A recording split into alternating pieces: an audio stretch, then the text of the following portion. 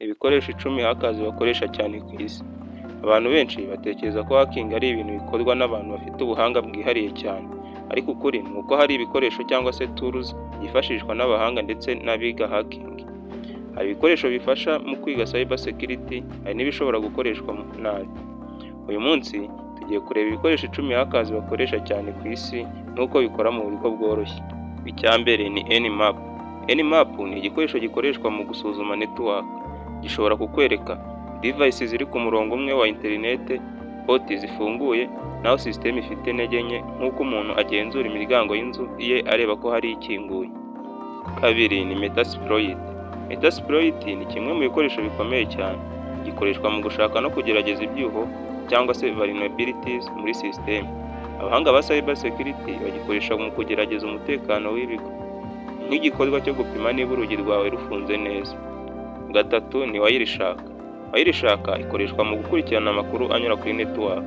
Ishobora kwerekana ibyo devices ziri kohereza, ibyo ziri kwakira, nk'uko waba ufite idirishya ureberamo ibibera mu muhanda wa internet. Kane ni Kali Linux. Kali Linux si igikoresho kimwe gusa. System yose irimo tool nyinshi za hacking na cyber security. Aha niho usanga Nmap, Metasploit n'izindi tool nyinshi.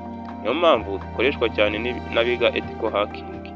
Gatanu ni John the Ripper. Iki gikoresho gikoreshwa mu gucamo password cracking. Kigerageza uburyo bwinshi bwo kubona password. Ni nk'uko umuntu agerageza imfunguzo nyinshi ashaka gufungura urugi rumwe. Gatandatu ni Air cracking.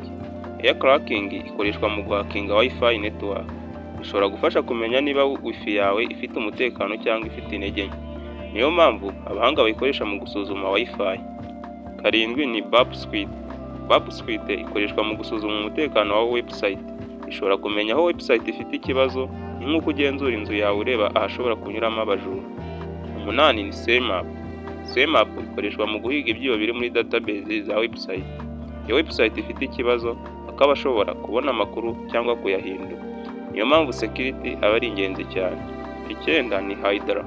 Hydra ni igikoresho gikoreshwa mu kugerageza password nyinshi vuba cyane. Mu buryo bwo kwinjira muri system ukoresheje amahirwe menshi.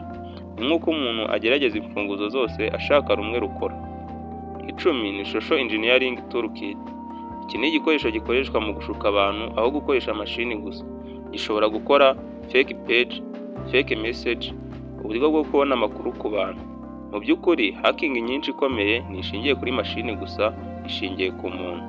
Nk'uko mubibonye, hackers bakoresha imbaraga gusa, bakoresha ibikoresho bifite imbaraga cyane. Ariko ikintu cy'ingenzi ukwiye kumenya ni uko ibi bikoresho bishobora gukoreshwa mu bintu byiza cyangwa bibi. Niyo mpamvu ubumenyi ari ingenzi cyane kugira ngo wige uko wakwirinda, aho kuba igitambo. Niba ushaka kumenya byinshi hackers na cyber security mu Kinyarwanda, komeza ukurikirane channel yacu kandi ntuzibagirwe subscribe, like, share na comment. Twabanye nitwa James, komeje guhabwa ikaze kuri Sibo James Tech and AI.